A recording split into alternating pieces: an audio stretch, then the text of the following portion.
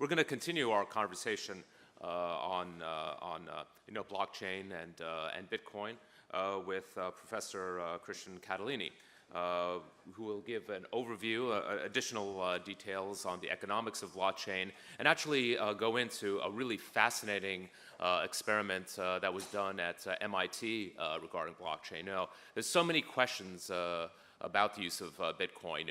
Is it secure? Can it be hacked? Will it be adopted? What better laboratory to run an experiment in than having 5,000 MIT geeks go at it? And so we're going to hear a lot more about that and a lot more about the application of blockchain. Thank you. Yep. Morning, everyone. Thanks, Simon, for the great introduction to the topic. I'm very much looking forward to give you a preview of the results of this experiment. You are actually among the first ones to see them. It's an experiment that we launched in 2014, and so has evolved over 2 years along with the technology. But before I start that, I just want to kind of clear, at the very high level, give you some ideas of how we're thinking about blockchain and why this experiment actually mattered to us. To give you a simple definition, it's imprecise on some of the cryptography, but when you think about blockchain, think about a chain of blocks, okay? And inside those blocks, you can essentially record transactions. And this is where actually things get quite interesting. Those transactions can represent a number of things. It could be an exchange of currency, it could be passing of an IP title, it could be tracking authentication or your identity and what you're able to do in a certain system. Which makes this particularly fascinating to economists like me. Because for the first time, we have 3 fields that are kind of converging. We have, of course, computer science and cryptography. We have the way people like me think about economics and market design, designing marketplaces, how we match demand and supply in different transaction types. And also we think about law, smart contracts, exchanges, and the regulation of such. We spent a lot of time trying to think about, okay, can we clean out the hype? There's been a lot of discussion in the press about decentralizing every possible market. But as we know, intermediaries add a lot of value in a lot of situations. And at the end, when we tried to really distill the basic economics of the blockchain, we came up with this term. And by the way, we're looking for feedback. We landed on the word costless verification. We think that the key change that blockchain is able to bring to the economy is reducing the cost of verification at a level that's unprecedented. And what's interesting is that we always had verification costs go down. They were almost close to 0, but we always relied on an intermediary, so they were never actually 0. Why is this interesting? Because you can start thinking about everything you do on a day-to-day basis as a transaction. You authenticate yourself, you buy something, you exchange on a marketplace, business-to-business activities. Everything is kind of tracked at the basic entity in a very simple transaction. And some of those attributes are actually quite important. Does the transaction exist? When did it start? The timestamp. Who are the parties involved? Can we certify that those are the parties involved? These attributes matter for how we conduct business every day. Now, things usually run smoothly, and so we don't need to go back to those attributes. But sometimes, and often, there's an exception. And when that happens, we usually perform, at the very high level, something called an audit.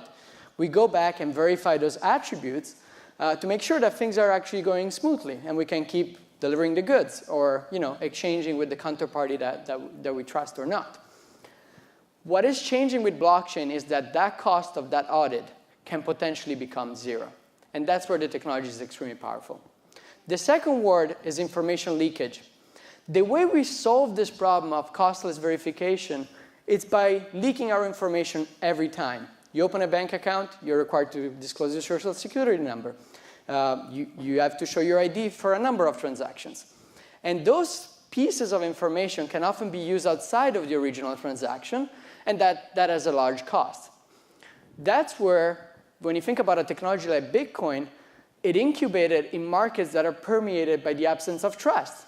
If you're buying drugs illegally on the internet, the last thing you want is to leak your personal information. And that's why that technology solved that problem at that stage. But it's now moving into much more useful and legitimate uses. And I don't have to remind you of how much information leakage is costing us every day. And this is a growing scale. So this is just the data breaches of the very last months. They're both getting more severe in terms of the amount of data that is disclosed, but also the type of information that gets leaked. I think at the core, when you think about blockchain, think about the boundaries of the firm. What kind of activities would you rather use the market for versus what kind of activities do you need to keep in-house? This really goes back to Nobel laureate Ronald Coase. He has this theory about the firm versus the market. And I think with blockchain technology, and in particular with costless verification, those boundaries are going to change. Are intermediaries going to disappear? No. Their role will change because some of the parts of their added value will become commoditized. They'll become cheaper. And so intermediaries have to figure out either to move up the value chain and add additional services on top of that, or to rethink how they're doing their businesses. So when we got interested in the experiment at MIT, these were some of the applications that we had in mind. Of course, fintech, but also new types of business model that you can do when the cost of verifying that certain things have happened or that certain information has been accessed and used, or that you're lending or borrowing bandwidth or energy is actually taking place. New types of platforms. You can take businesses like Uber, Netflix, Airbnb, and redesign them on top of a digital currency. There's some advantages. You can increase competition in some of those markets. I think another big part related to the information leakage is identity. Our identity is usually tied to something as simple as a secret, our social security number. And you know how weak that link is. Blockchain can track our attributes, what we can do or not do in the economy, in a much more transparent and potentially more secure way. Of course, then there's more, looking forward 5, 10 years, you can think about IP, new forms of intellectual property, smart contracts, Internet of Things, so device kind of bartering and exchanging resources, your car going on the highway and kind of buying up lane space, depending on how fast you need to get to work. But all of those applications are far from here. And that's why in 2014, when 2 of our students, one MBA from Sloan and one undergraduate student at MIT, decided to give everybody $100 in Bitcoin, we got interested. For us, it was a way to learn about the technology and the phenomena, and also to potentially get some interesting research insights. They raised the capital by emailing some of our alumni within weeks. The issue was, though, that there was a very high degree of uncertainty. So roll back the clock. This was before blockchain became kind of a reputable term in the media. All the press was negative, and it was all about Bitcoin, illegal transactions. Some governments were clearly opposed, so there was a risk that high-profile experiment at MIT going wrong could be used as a way to destabilize the cryptocurrency. But there were also some practical concern from ethics. We were essentially dropping $500,000 of Bitcoin on a very small geographic area. At the same time, the IRS considers Bitcoin property, so we had that conversation with them. Do the students actually need to report it? They ended up saying, look, it's like chemistry materials in a lab. You run the experiment, they'll disappear. But it didn't end there. Then the Treasury Office of Counterterrorism Financing, well, maybe that was a bit overblown. But we went through all of that. And our basic idea as researcher was look, even if everybody cashes out tomorrow, which, by the way, that's what many economists would have predicted, partially including me. I gave cash out at a much higher rate than actually we saw.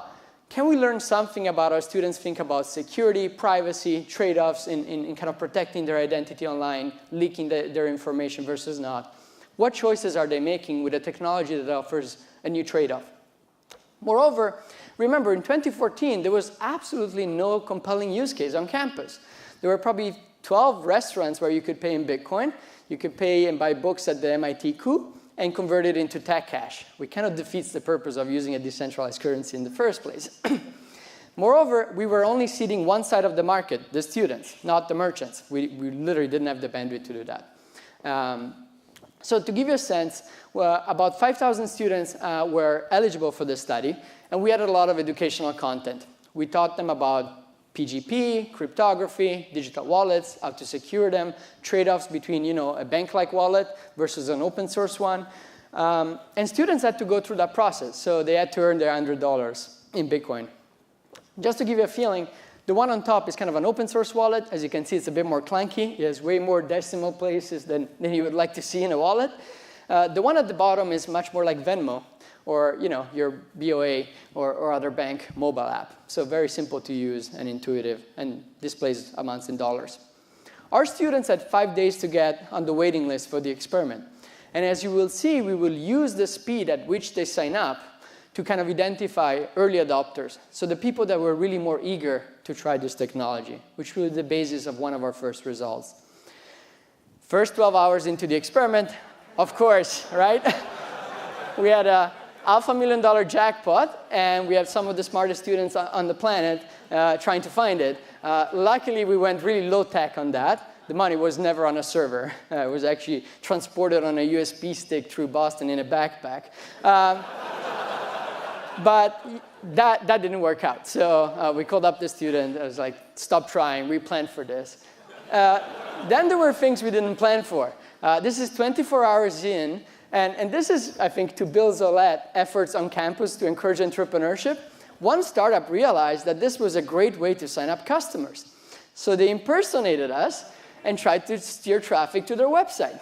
So that's something we hadn't planned for, just to give you a sense of how things evolve when you're running at this scale.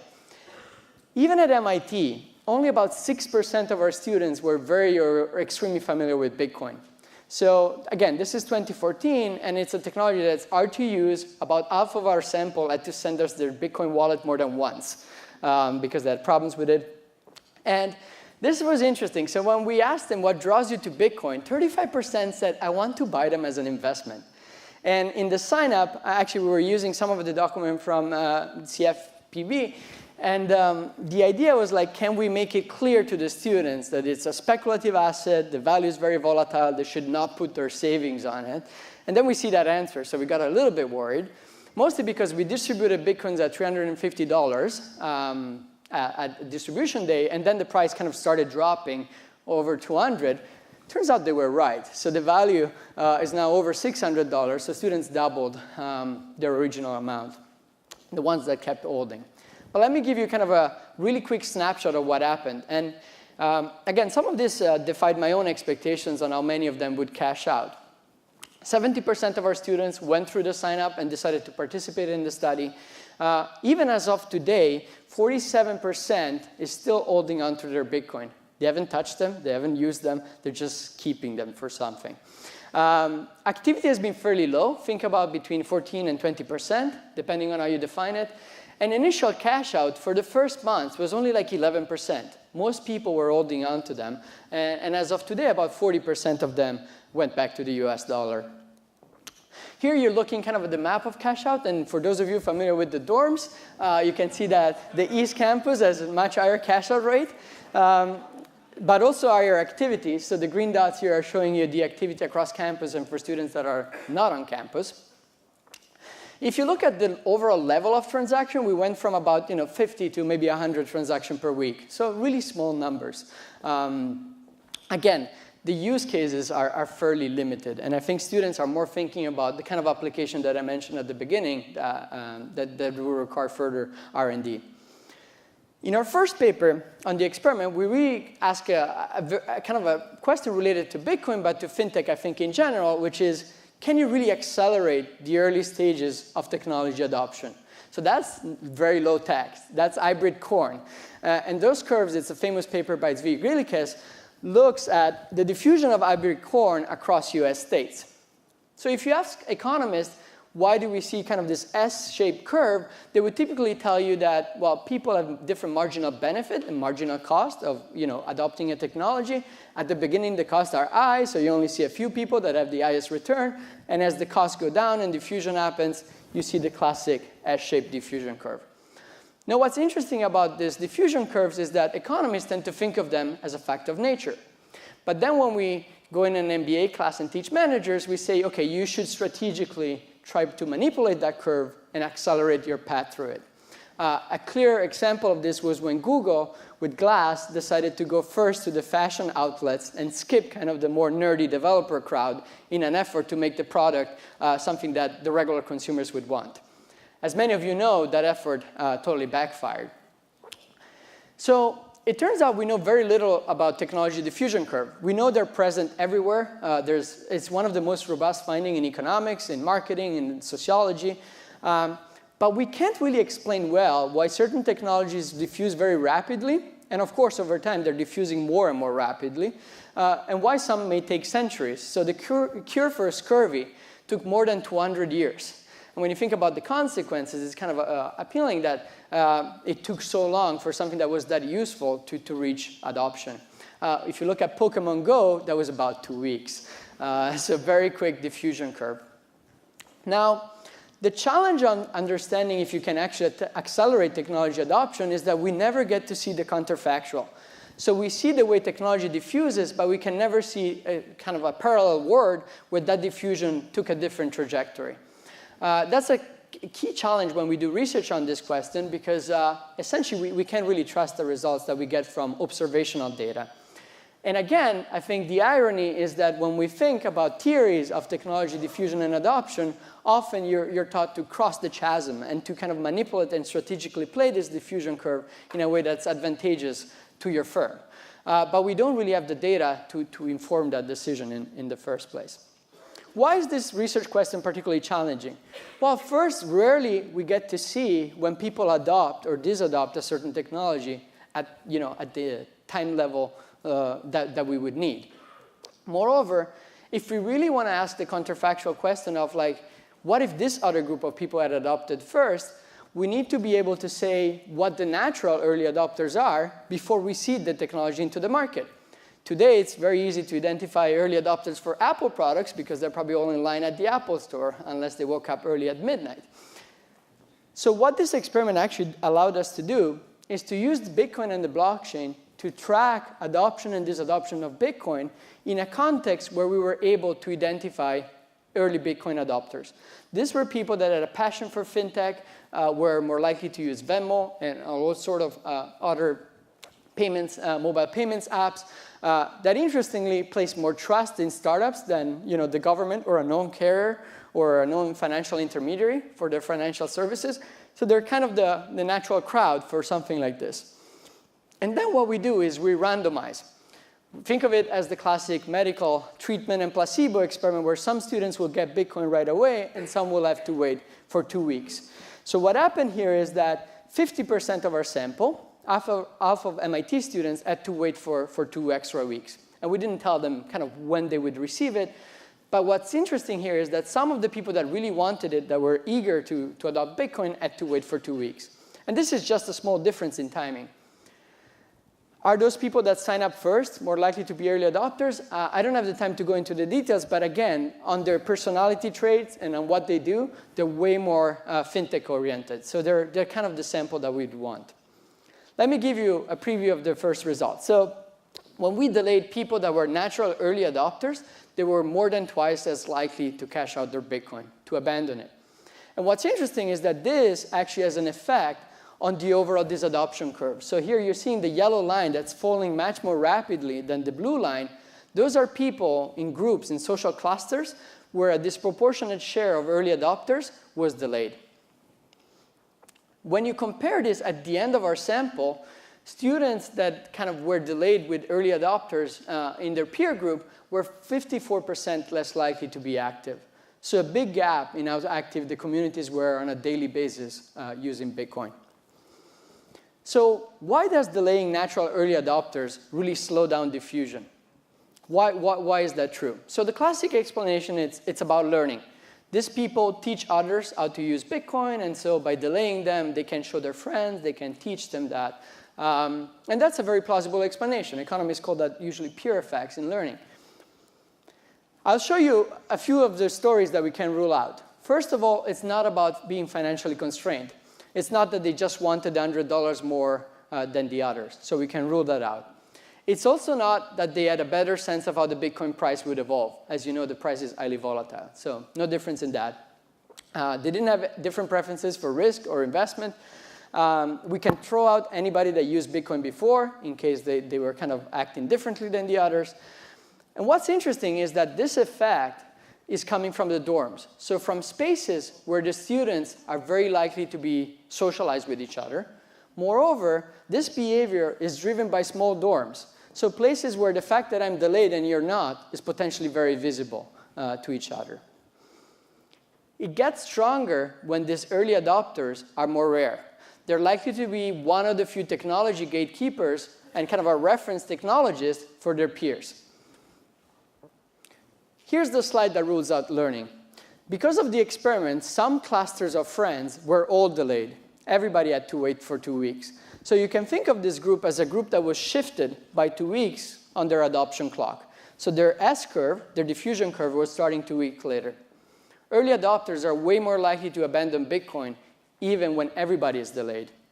It is really something about their kind of identity and reputation within their community. So what are the key takeaways from our first study? Well, first of all, and this, I mean, for some may be obvious, is that delaying early adopters has a really negative effect on this adoption. Now, while this may seem obvious, how many times a firm rolls out a product without having identified their early adopters first, right? So there could be settings where the adoption process is actually suboptimal. We're leaving money on the table. Moreover, their disadoption has strong negative effects on their friends, on their peers. The way we've conceptualized this is really about the exclusivity period.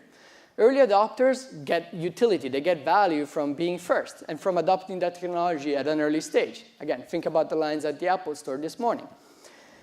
So when you take that away, that reduces the value that they will overall get from the technology. For the managers, I think this shows that actually it's very hard to manipulate that diffusion curve. In a sense, economists were right. There's a natural order to adoption, and it really backfires to try to manipulate it.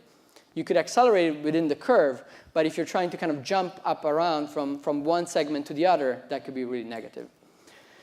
You can download the full paper at blockchain.mit.edu, and I'll thank you, and I'll open up for questions.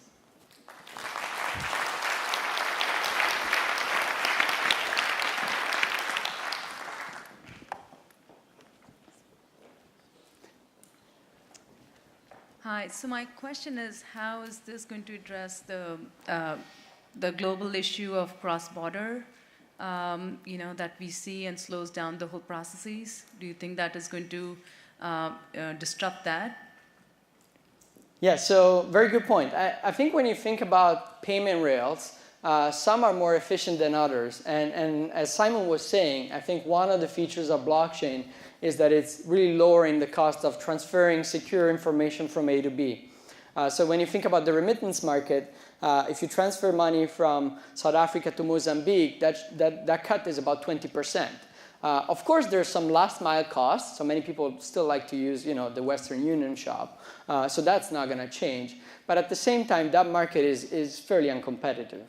It's more competitive if you look at online products that allow you to transfer money online. Those are around 2% and 3%. But I think the answer to your question, broadly defined, is yes. There's way you can take capital from one country to the other. In some of the new research projects we're working on, this is an example in Kenya. What we're doing is we're trying to connect students that are trying to pay for their school fees to kind of a remittance market. So you could have people that are abroad or even people that are family and friends now get a verified proof that that money is actually flowing to nothing else but the school fees. So I think there's very interesting application in this space. Okay. I just want to applaud you and MIT for having the courage to conduct an experiment with no business case. That took guts, and thank you for sharing this information. I appreciate it. Thank you. I mean, the fact that I'm here is that the experiment actually turned out to be useful, but yeah. Ready? I can tell you that many people didn't agree with me at that stage. Over here. Thank you. Over here. Sorry for the technical question, but I'm over to your right. There, right there. Nope, too much. So if you're long on blockchain infrastructure, aren't you necessarily short on quantum computing? I assume RSA is underneath. So with RSA, with quantum computing, you can factor quickly, and there goes your RSA encryption. Yeah, I think if RSA encryption falls apart, we have much bigger problems than blockchain at this point. But I think it's a fair point. And the market design of this digital currency is evolving continuously, right? So the reason why Bitcoin uses proof of work, it's because it was designed to be resilient and distributed and non-censorship. Essentially, nobody can censor Bitcoin transaction. And so those computations kind of create the incentives. I think computer scientists tend to overrate how much the cryptography matters. I think it's kind of greed. The mining process is secure because there's a sunk investment. If cryptography becomes different, I think you could change that part of the protocol to implement something more secure. But yes, that's a concern. Hi, question over here to your left. Thank you. So your results indicated that only 20% or so or less of your participants were actually active and you had no a priori identified use cases, if you will. Did you have any learnings regarding use cases which evolved out of the observed participants? Yeah, so many of our students are international, and we're still kind of working on follow-on papers where we look at some of the questions like the one you're highlighting. We've seen some cross-border money flows. We've seen some online shopping. We've seen some experiments, so people pooling and crowdfunding things online. Many of our students are trading. So when you see activity, it's only 14%, but that 14%, some of them are crazily active, exchanging Bitcoin for Ethereum and back and forth and all of that. Some of the things we also looked at is their choices in terms of privacy, because when we offer them the different digital wallets, they could choose, again, the more bank-like wallet like Coinbase or Circle, or they could compile their own code and run the fully open source and totally decentralized Electrum. And it turns out that most of our students went for convenience. So when you're kind of worried about AML and KYC, it turns out that students are very happy to give up part of their information for a better user experience. Just a logistical question. Are these papers going to be available to us to download somewhere? Absolutely. So at blockchain.mit.edu, we have the first paper out. Right. And academia moves at a slow pace, but we'll have one on the economics of the blockchain. Right. I guess I'm just talking about overall all the papers from today. I mean, how will they be available easily? I assume so, yeah. Well, I guess I can. Hi, do you have any plans for like a round 2? And if so, have you thought about coming up with ways to incentivize the early adopters to, not right. push it, but yeah. So round 2 was actually, and here's an interesting insight, was supposed to happen, so we did it in the fall, was supposed to happen right in the spring at Stanford. It didn't work out at Stanford. So the students were trying to push their own wallet, very much in driving adoption to their startup, and so we never replicated at Stanford. I don't think there's any plans to repeat anytime soon. Again, we're still processing what we learned so far before doing any other research study of that type.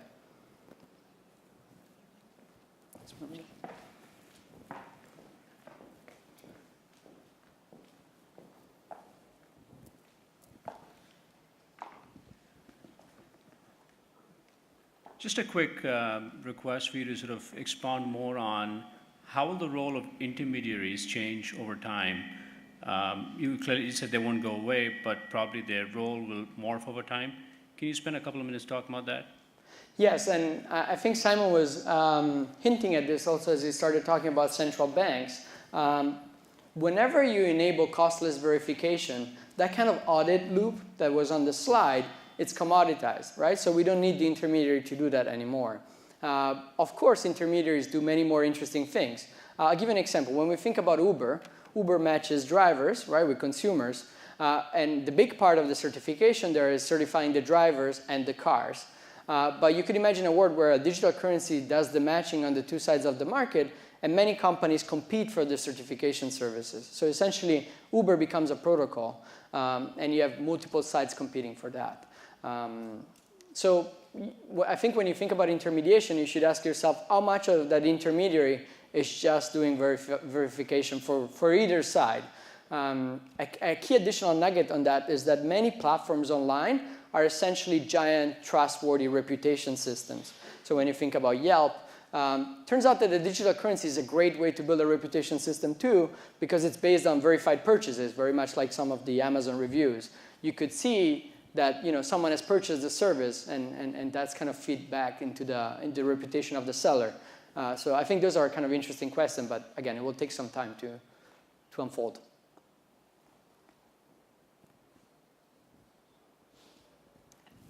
Last question. I'm just curious, in the industry as a whole, there's a very small, finite set of core code and protocols. Do you know of anybody working on a new core code or new protocols? I think every day, and that's kind of the fascinating part. Simon was hinting at how, yes, Bitcoin seems to be kind of the leading standard for a lot of this. But what's interesting, I think, from a market design perspective is that some of the choices on basic economics of the Bitcoin protocol make it really adapt for certain applications and not others. So I think what you will see is competition around this different digital currencies for different uses. So there's protocols that are trying to implement real anonymity, which have good and very bad implications. Because again, Bitcoin is pseudonymous, as was mentioned before. There's protocols trying to focus on applications like Ethereum. There's protocols trying to focus on security. I think we live in an interesting time where sometimes we may settle on a standard just because it's well diffused. At the broader level, I think there needs to be a conversation between firms, academia, and developers in building a standard for this and kind of bringing this to the market in a way that's potentially efficient, like the IETF did for many of the internet standards. Thank you very much.